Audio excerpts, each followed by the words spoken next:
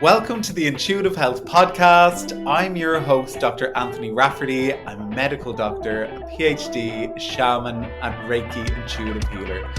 I'm here to bring you on a journey of holistic healing that explores the science of the physical body combined with mental and emotional well-being, energetic and spiritual health. And I am so excited to bring you on a journey today for the celebration of Earth Day on April 22nd. And I really wanted to delve deeper into our connection to the Earth, to Mother Earth, to nature, and how that basically impacts our energetic, our mental, our emotional, our physical well-being, but also take a little look at how we as humans are impacting the health of the planet and talk about some tips and tricks as to how we can change our relationship to Mother Earth. And also, I really want to take a little bit of a deeper dive into connecting with Mother Earth and how we can ground our energy using the power that she holds.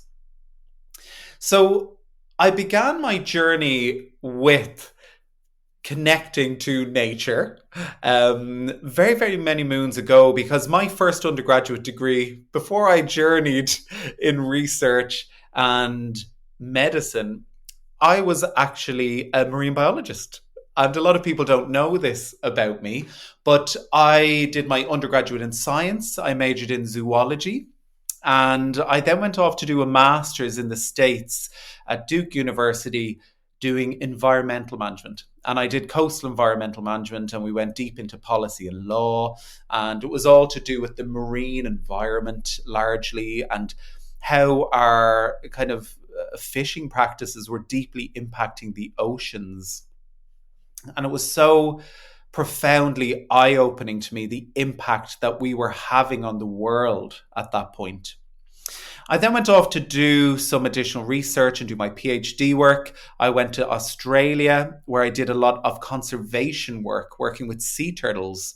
And I worked with sea turtle populations in Costa Rica, the leatherback turtle that was there. And I also did a lot of work up the eastern coast of Australia with some of the species there. I did a lot of land turtle, or tortoise and turtle work in the lakes and stuff like that around Western Australia. It was an absolutely fascinating and eye-opening time for me. And as I journeyed through my undergraduate, my master's, all of this beautiful PhD research, looking at different facets of how we are impacting the world, it was just so mind-boggling to me that we as humans were having such a devastating impact on Mother Earth. Now, our health as a species, let's say humans, we are a species that is consuming energy from Mother Earth. The health of the human race is directly linked to the health of Mother Earth. And when you think about it, Mother Earth, she is the life force energy that gives rise to our food, all of the beautiful energy and the nutrients that come from growing our food in the land, basically physically sustains us. And our health is directly linked to the health of the planet. But what's really interesting is we're doing our damnedest to try and destroy this planet. And as a byproduct of that, we're actually destroying our own health. And this is very subtle in a lot of ways, but as we journey deeper and deeper into climate change, we can see that the rate of change that's going on around us is causing and wreaking havoc with environmental systems. It's really interesting. In 2001, the United Nations Intergovernmental Panel on Climate Change, the IPCC, they released a report. And the opening statements of the report were, "It is unequivocal that human influence has warmed the atmosphere, ocean, and land."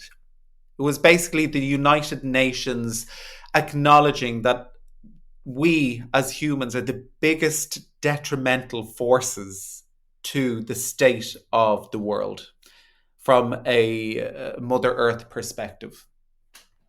And it's really interesting because they touched on warming of the atmosphere, ocean, and land. And that is essentially what global climate change is. It's the heating up of the planet. And since the Industrial Revolution, it's estimated that the planet has heated up by about 1 degree. That might not seem that much, but it actually has devastating impacts on the environment. And the world around us continues to heat up. And this has huge knock-on effects. It causes humanitarian emergencies. It reverses the progress that we've made in healthcare. All these wonderful developments that we've made in healthcare, they're almost being reversed by the environmental change that's occurring simultaneously. The World Health Organization states that 3.6 billion people live in highly susceptible areas to climate change. And they estimate that between 2030 and 2050, 250,000 additional deaths will occur as a byproduct of climate change, of how we are living our lives. That's 250,000 deaths will result by the day-to-day actions that we take as individuals and a collective. Global climate change causes malnutrition. It contributes to malaria, diarrhea, heat stress. There's habitat loss. There's loss of biodiversity. You know, and when I talk about the heating of the planet, some people are like, that's great, we'll get better weather. But that doesn't equate. What we actually get is an increase in erratic patterns in the weather, in the climate. And that's why we're seeing more storms. It's why we're seeing global sea levels rise, sea temperatures rising. There's more erratic patterns within the climate and the weather. And this is really, really having devastating impacts on air quality, on water quality, on soil quality. And if you look at how air, water, and soil all unite, they link directly into our food systems, into our health. So you can see how it's all starting to come together in a lot of ways. Now, I want to touch on what causes an increase in temperature. And if you look through all these really beautiful, reputable sources online, you can find that actually there's a couple of key processes that impact the state of the earth, the state of the climate. One of them is burning fossil fuels such as oil and gas. So essentially, when we burn certain sources of fuel, it creates greenhouse gases that then go off, and it's like there's a little blanket surrounds the earth. They have something called a greenhouse effect. So the heat from the sun can't escape, essentially. And it's like we're sitting in a little greenhouse, getting warmer and warmer and warmer. Now, basically, when we burn these fossil fuels, it emits CO2, and that is a greenhouse gas. Another thing that actually impacts the global temperature is farming practices.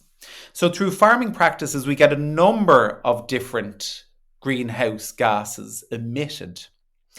So you can have CO2 produced through farming practices. You have nitrous oxide production through fertilizer use and through industrial processes that go on as a byproduct or as a product of farming. And we also get methane production through the fermentation of foods in the guts of cows, who then fart out the methane gas. So you can see there's several different greenhouse gases that are being emitted through our farming practices. And this is why there's a huge discussion that's been happening and continues to be ongoing with regard to how do we manage global climate change when actually there's such a huge demand for things like meat and dairy, because that's what we're doing a lot of this farming for. And interestingly enough, one of the other key factors that are contributing to global increasing temperatures is deforestation. So the forests around the world, such as the Amazon or the Cerrado in Brazil, they are major sites in which CO2 is absorbed from the atmosphere and oxygen is produced. But we are deforesting or cutting down all these beautiful natural sinks for CO2 in order to produce palm oil, to produce wood, to create more farmland to sustain our growing demand on the meat and dairy industry. But also, a lot of deforestation is occurring in order to grow more soy product, which is a monoculture. We just grow fields and fields of soy. And interestingly, 75% of our soy production is actually used in animal feed. So we are clearing more land to grow food, to feed more animals, which we are clearing more land for. So you can see here that farming and deforestation are very closely linked together. And this is why there's been such a huge push towards plant-based eating, towards vegetarianism, veganism, because we are really beginning to recognize that actually our food choices have a huge, huge impact on the state of the world. So if we are choosing to eat a lot of meat and dairy, we are putting a huge pressure at the end of the chain or at the beginning of the chain where all of it starts, which essentially is contributing to an excess production of greenhouse gases, which then go on and drive up the temperature of the world, which then impacts the climate as a whole, as a collective. So that's really, really important to actually have a little think about. So generally speaking, if we can kind of tune into that and think to ourselves, well, actually, if our eating practices are really impacting the planet, impacting Mother Earth, how can I change my eating practices? And that would be to eat more veggies. Now, I'm not saying that people have to go out and become plant based or vegan or vegetarian. It's about maximizing or optimizing the amount of fruit and veg, nuts, beans, seeds, whole grains, and beans and legumes and things like that in the diet. More veggies in the diet rather than depending heavily on meat and dairy as the main source of food in the diet. And in Ireland, we grow up very much in a meat and dairy industry. We have been raised to have meat and two veg for dinner. So actually, veggies have become much further down in the priority list. People go into the shop every week and buy mainly like the same 5 veg and fruit that they eat every single week. There's no diversity in the diet anymore. There hasn't been for a very, very long time. But by having a plant dominant diet, essentially what we're doing is reducing the amount of energy that's required of the land, reducing the amount of land that's required to produce the meat and dairy, and we're reducing the amount of water that's required in the production of meat and dairy.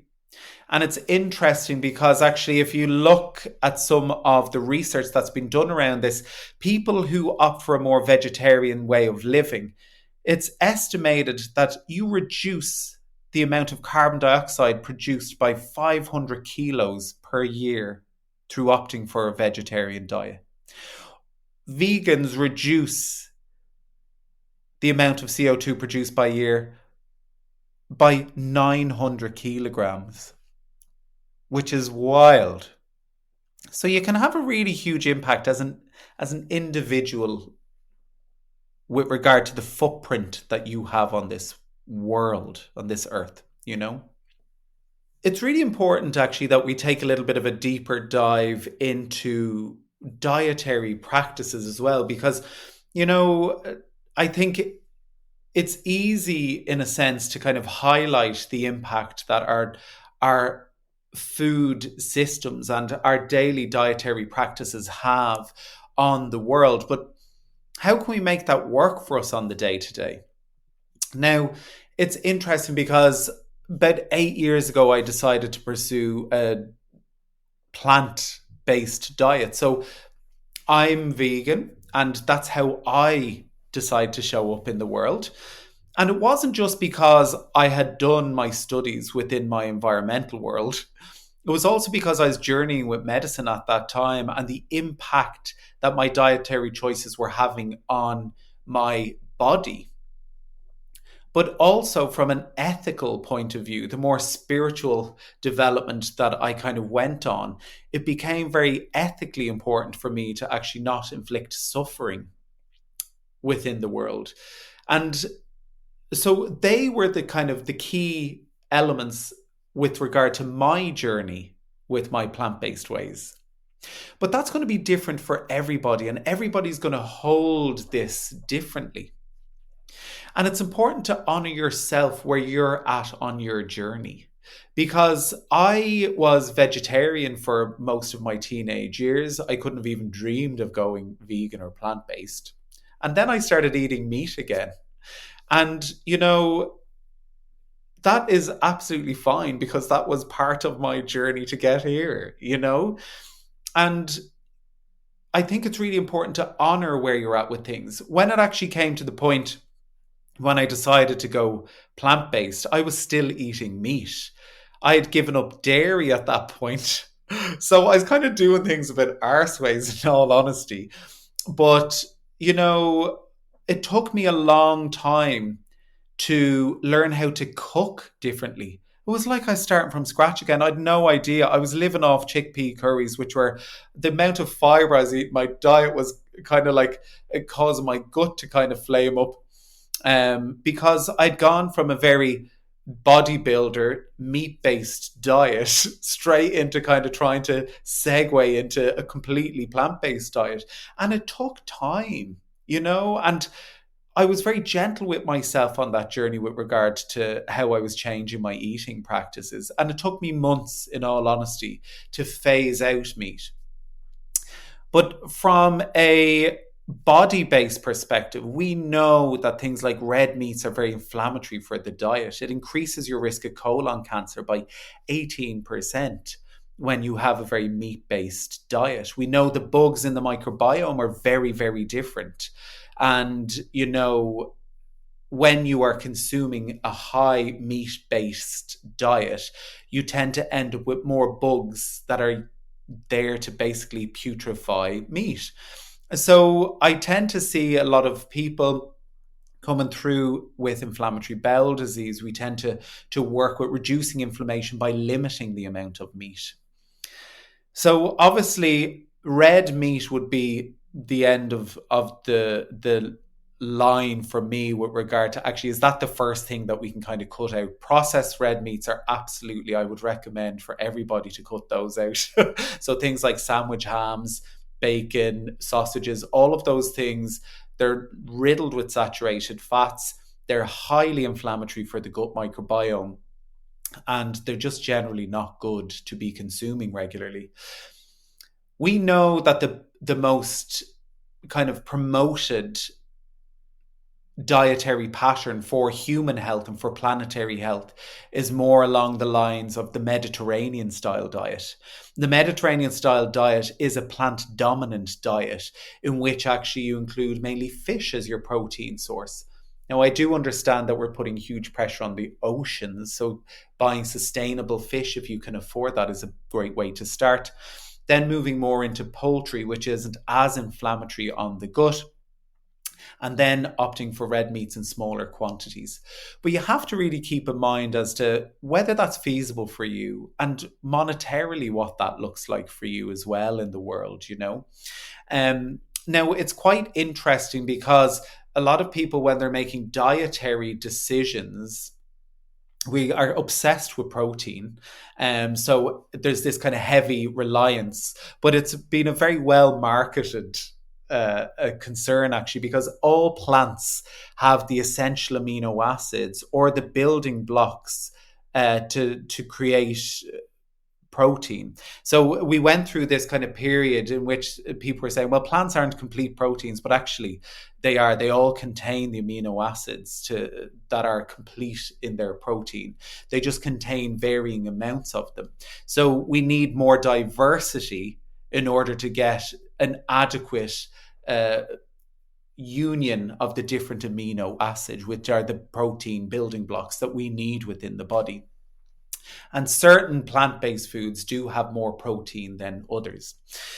But I generally tend to find that actually the the nutrient content or the nutritional value of food is actually declining as a whole, because actual soil quality is decreasing. So there's a whole microbial network that exists within soil. And with our use of antibiotics within the farming industry and all of these things, and how we are tending to the soil, even through constant ploughing of the soil, we're releasing more carbon dioxide into the world, into the atmosphere, but we're also kind of destroying the microbiome of the soil. Now, what's interesting, and one thing I'd like to point out, is actually we supplement our meat with vitamin B12, or, because we realize now that actually B12 comes from the microbes in the soil. So if someone has a B12 deficiency, or they have a macrocytic anemia, which is a byproduct of not having enough B12, it's likely because our soil quality has become so bad that actually we're not getting those nutrients from the soil. We used to eat vegetables and all these things that were a bit dirty still and had the microbes. We used to get our B12 from the soil. But now actually people think to themselves, well, if I'm a bit anemic, if I haven't got enough B12, I'll go and eat a steak. But essentially the B12 isn't in the meat. It's actually in the feed that they're giving to the animal that we then consume. So even with the veggies and stuff like that we're eating, the nutritional content is decreasing because our soils are under massive pressure for how we farm these days, even with that. So if you can grow your own veggies at home, I'd highly recommend that. And that's not going to be possible for everybody, but even doing some sprouting in jars on your countertop, I highly recommend. You can grow bits and pieces in the home, which are really easy, but be gentle with yourself and explore how you may be able to go on this journey where you can change little elements within the day to day that are going to give you more bang for your buck from a nutritional content, and buy your foods from sources that are reputable and that are likely going to have higher nutritional value, such as at farmers markets or within the community. And we have a very special podcast series coming up in the coming weeks where we'll be looking deeply at gut health. I'm going to be looking at how to improve our gut health through dietary practices and various different ways of eating, but I'll also be going into the mental, emotional, energetic impacts of kind of trauma on the gut as well. So stay tuned for that in upcoming weeks. Now, I also want to explore how we can help Mother Earth in other ways. And a couple of other things I'd like to touch on is through kind of recycling, reducing, reusing things. We live in such a consumer society these days that if something stops working, or, you just go immediately out and purchase something else, there's an awful lot of waste. We're not great at reusing and upcycling a lot of what already exists. And it takes a lot of energy to, dispose of all of these things. What's really, really interesting is the recycling piece with regard to recycling and the push towards kind of recycling within different communities. Now, I wanted to touch on this because actually there's been a huge interest in plastic consumption and recycling your plastics and all of these things over recent years. And, it's really interesting because plastic actually chokes up our waterways. The amount of plastic that is in our lakes, our streams, our rivers, it's within nature. It takes many, many, many years to decompose. It's a huge source of waste within our natural system. But I also wanted to touch on the impact that plastic has on our internal environment in the body. Because sometimes we can take a little bit of a separate we can be a little bit separate with this, and unless we realize the impact that some of these things are having on us directly, we can kind of take a little step back and not take ownership over it. But plastic actually contains a couple of chemicals that actually are known endocrine disruptors. They disrupt our hormones. One of these is bisphenol A, or BPA. BPA is absorbed by fat tissues. It's associated with an increased risk of breast cancer.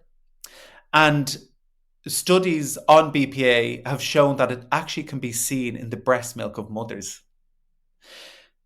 BPA is really interesting, and some plastic manufacturers now are making BPA free products. But there are other endocrine disruptors or hormone disrupting chemicals in the plastics outside of BPA. And these include things like phthalates, which is a chemical that's used to make plastics more flexible. And phthalates affect sex hormones. They can cause an increase in weight. They affect your insulin resistance. People who are come through to me on a fertility journey, I often say to them, be really mindful about your plastic use, drinking from plastic bottles, using plastic Tupperware. If you heat up plastic Tupperware with food in it, it increases the absorption of those chemicals into the food. Keeping in mind also, because BPA is absorbed by fat tissue, if you are buying animal-based products that are wrapped in plastic, you're essentially buying a product that has had a significant impact on the universe, on the world, but it's also wrapped in plastic that has chemicals that basically are leaching into the fat that's contained in the meat that you are then going to consume. So I think taking a broader look at some of this stuff can be really, really eye-opening for us. And just on our health within our own body, but also on the health of the planet. And I know some people listen to this are going to be very triggered by some of these things that I'm saying. And to be honest with you, on my own journey with this, I was very triggered by this too, because I had a deeper intuition. I had a deeper connection with the land that actually, if I really tuned into the parts of myself that was being triggered by this discussion, it was because my intuition was telling me I needed to do more for the world. Needed to do more for the earth. But I also needed to honor my body in a way that I showed up for my body and wasn't consuming all of the crap, all of the chemicals, It was significantly impacting my health, significantly. And once I began to cut these things out, I bought beautiful glass Tupperware that I use for my overnight oats now. I'll make my salads. I do most of my cooking and storing outside of the world of plastic because I know it's better for my health and my hormonal regulation. And that's something I'd really encourage people to take a little bit of a look at, especially if you're on a journey with your hormones and what hormonal regulation looks like for you. And so while I absolutely love touching on hormones and how it's impacted by how we live our life, because people are always wanting to optimize their hormones, I'd recommend heading back to episode 3 of the podcast, in which I kind of address how to eat for your hormones, and especially for women journeying with their hormones. And I know actually every woman that comes through my door at the practice is on that journey. I'd recommend checking that out, how to eat for your menstrual cycle and optimize your hormones through dietary practices. So, through societal change, we have really lost connection to the power that Mother Earth holds, to our connection to the land. And, through my shamanic training, it's been so powerful because it's actually allowed me to connect deeply back into the wisdom of the land. And, some people that come through to me, they're wisdom holders, they're wisdom keepers. They connect into the stories that the land hold. The land holds energy, and it has an energetic memory. And I find it quite fascinating because some people that come through to me for healing and they're having complete disruption within their home life, there's always energetic disruption going on within their houses. Perhaps they're having disputes with their neighbors. I'm starting to think to myself, actually, what's energetically happening within the land and the history of the land and the energy that the land is holding? And I find this piece of work really quite fascinating. Because when we go into legal agreement with the land through a lease or through purchase of land, we essentially legally bind energetically to the stories and through the trauma and to the memories that are held within that land. We inherit that energy. And that's quite big.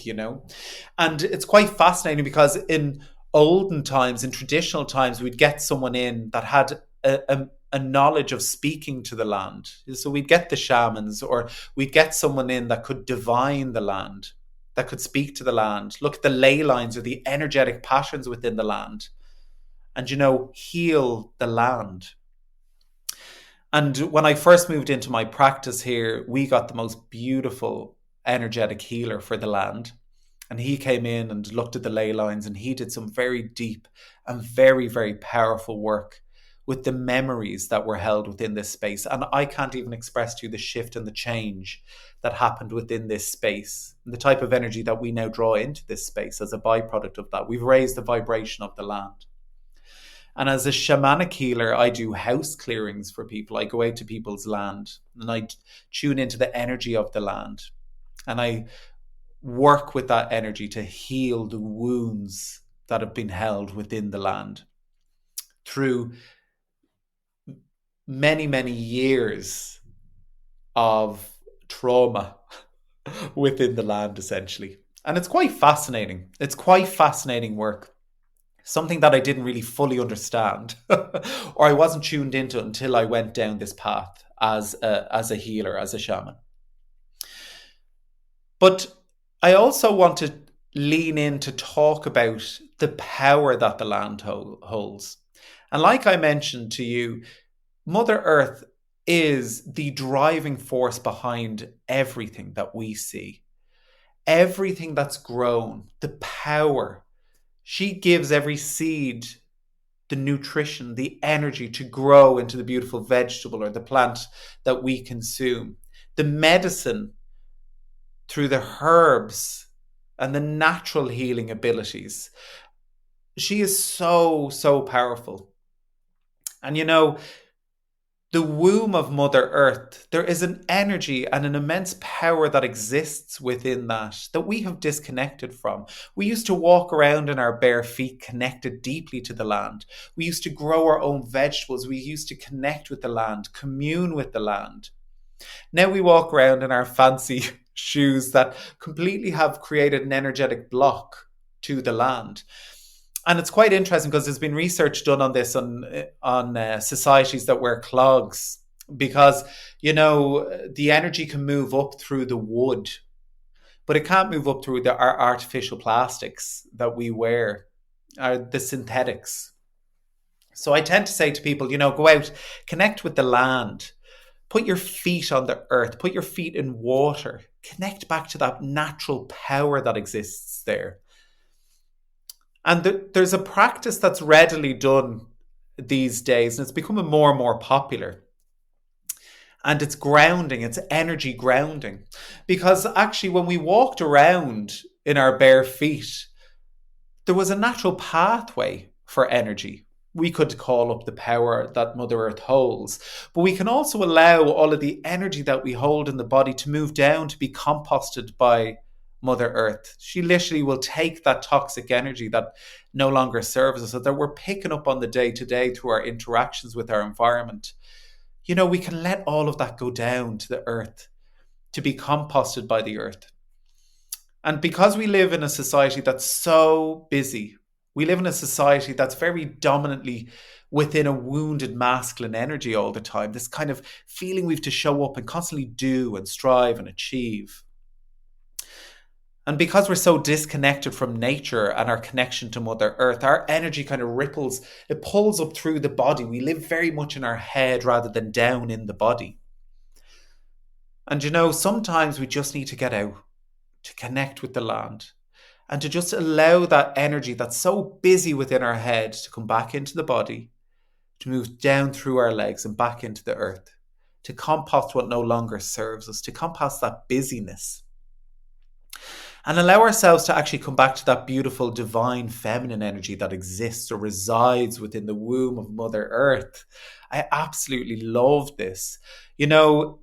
Mother Earth holds the most powerful and beautiful connection to that soft, go with the flow energy, the peaceful, creative force that exists within Mother Earth, that beautiful divine feminine energy.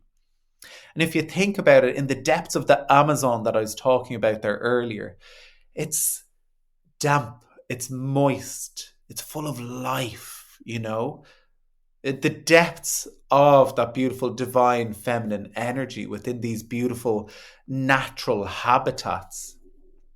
It's just so powerful. It is so powerful. And it's unsurprising to me that because we live this life in such a state of wounded masculine energy, we are going around literally destroying our connection to the divine feminine, our connection to Mother Earth. We're cutting down the Amazon rainforest. We're cutting down all of these representations of the most beautiful, feminine, creative, soft, natural energies in the world. So essentially, it's further suppression of the divine feminine and further wounding and dominance within this masculine energy. And I feel I really would love for us to awaken more to that power within, connecting back to Mother Nature herself, connecting back to our roots, our connection to the land, our connection to the beautiful environment around us, taking responsibility for our role within preservation of this beautiful world. And that means, unfortunately, looking at our dietary practices, looking at the energy we're consuming, and looking at the footprint in which we are leaving in this world. Are we leaving a destructive footprint, or are we treading lightly on this beautiful Mother Earth? And that's the little piece that I want to leave with you today. What is your footprint looking like? Okay. And what I'd really love to do now as we finish up this session is to bring you on a guided meditation to connect back to the womb of the mother, the womb of Mother Earth. I want to connect you back to that energy. And to do this, I want you to take off your shoes. I want you to take off your socks. And if you can do it outside, that's fantastic. But you don't need to. You can just put your feet onto the earth and what that looks like, what that represents to you. So I want you to settle into a space now where you feel really peaceful, calling all of your energy back to you from the daily interactions that you're having, from the stresses of life, our relationships, our work, our home life. None of those things matter to you right now. What matters to you is that you're connecting back to your body, connecting back to the land, and the beautiful power that Mother Earth holds in this journey in your lifetime. And just setting the intention to connect back to Mother Earth, to connect back to the wisdom that she holds.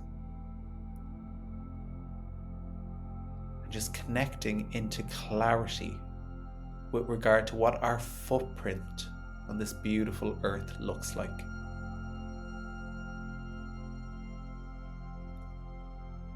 So what I want you to do now is imagine the most beautiful ball of light forming at the base of your spine, almost like a representation of what your womb space would look like. And this can be both man and woman. The energy at the base of the spine.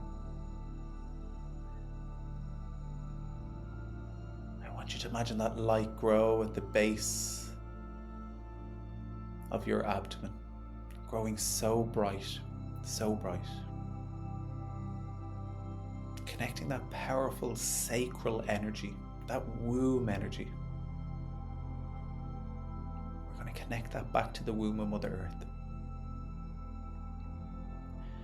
I want you to imagine that you yourself are beginning to form roots, like you're a tree connecting back to nature. Forming roots from the base of the spine, from this beautiful light body, the base of the spine. Allow those roots to move down through the pelvis, creeping down through the legs, through the knees, the calves, the shins, the feet.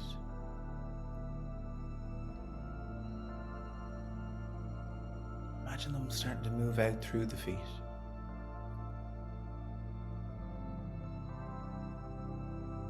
Beginning to move down through the earth.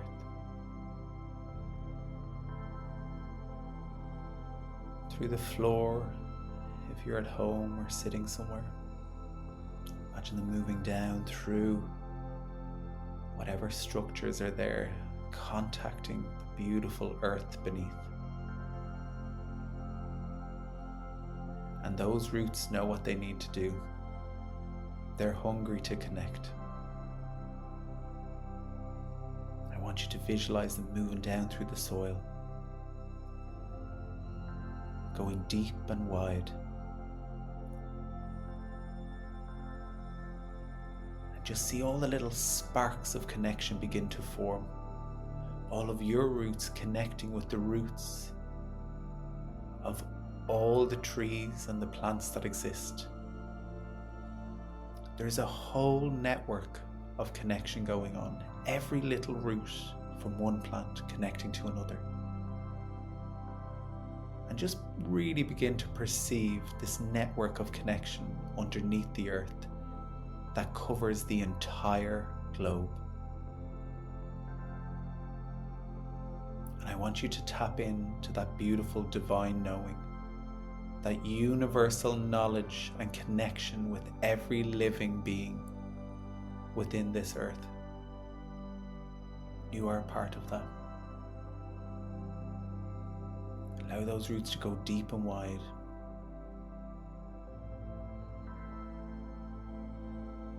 And as they run deeper and deeper and deeper into the earth, you can see that they're moving towards the most powerful light at the center of the earth, the womb of Mother Earth.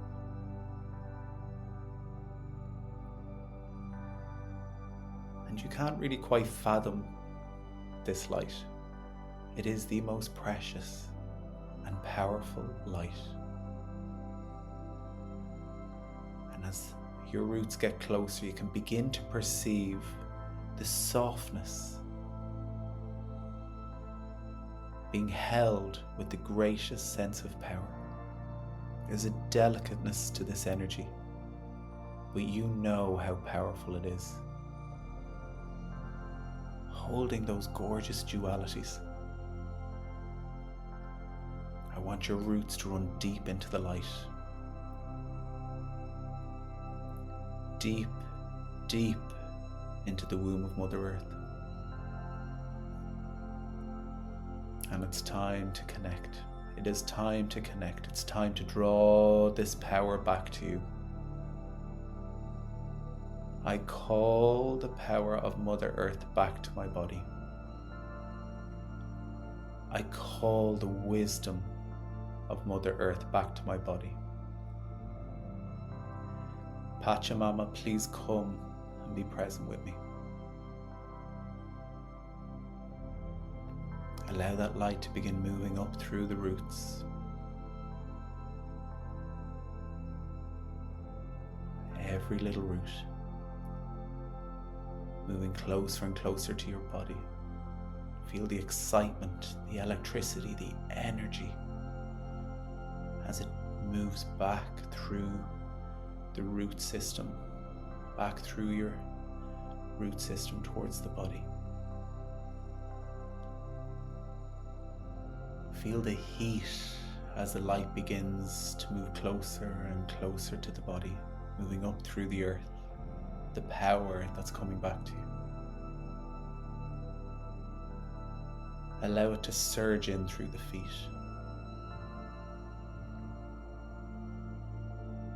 Allow it to surge up through the body. Feel it entering into the body, that power from Mother Earth, from Pachamama coming back to you.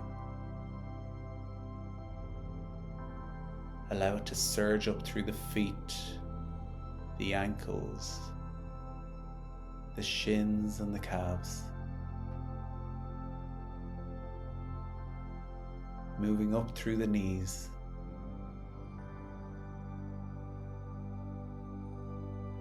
Up through the thighs.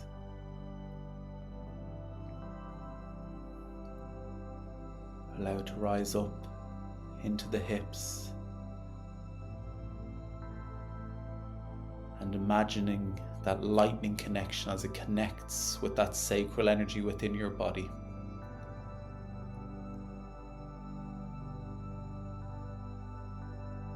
Feel the power fill the whole of your pelvis.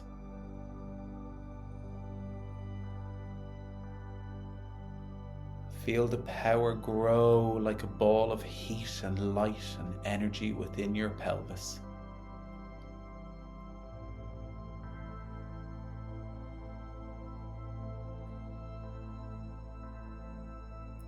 Feel the heat radiating out of the body.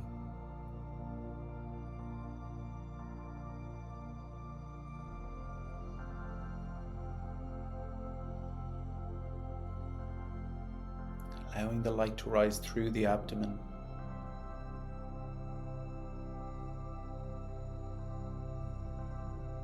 And rising up into the heart space.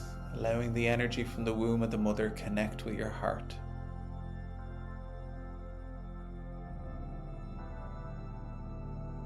Just placing your hand on your heart.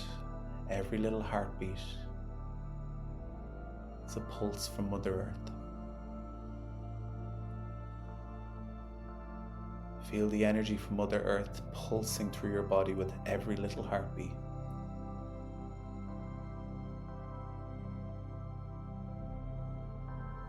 Your energy connected deeply with the womb of Mother Earth.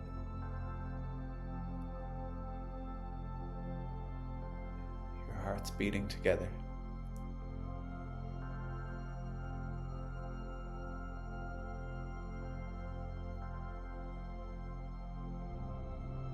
Allowing the light to rise up through the throat.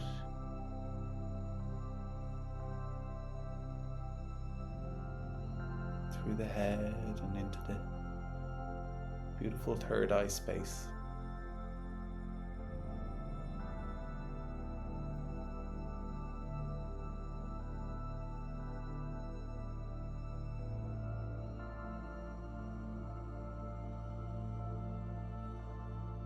Just feel the body. Feel all of the cells tingling. Feel the new energy that you hold in the body, that beautiful connection to the divine feminine energy, to the womb of Mother Earth.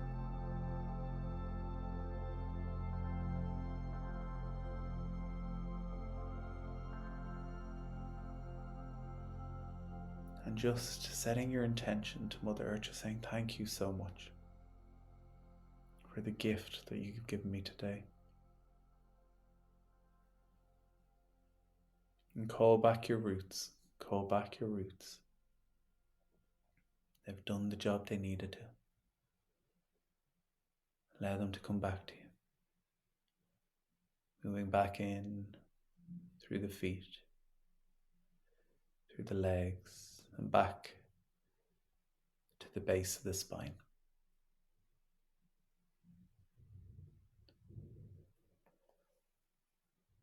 And just taking a little moment to just sit with that new energy that you hold in the body, the energetic upgrade that happened for you.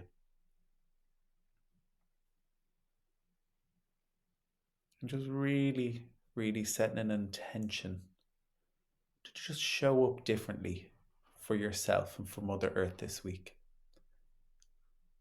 Perhaps reflecting a little bit on how you can change your day-to-day living in order to show up for yourself and Mother Earth. How you can honor her in any way. And it was so beautiful as I was doing this meditation and channeling the energy for you guys. There was so much thunder going on outside my practice. I can hear it in the sky. Absolutely beautiful. So from the bottom of my heart to yours, have a magical week. Protect the world. And I'll talk to you soon. With love, Dr. Anthony.